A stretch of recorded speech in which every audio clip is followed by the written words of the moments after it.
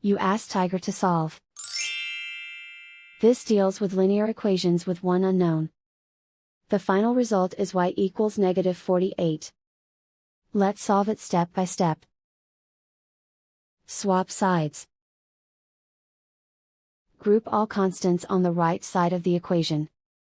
Subtract 8 from both sides.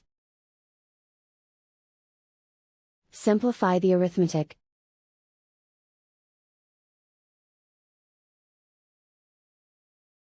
Isolate the y. Multiply both sides by inverse fraction 6/1.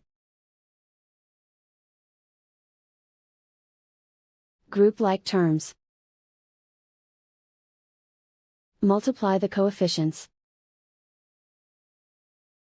Simplify the fraction.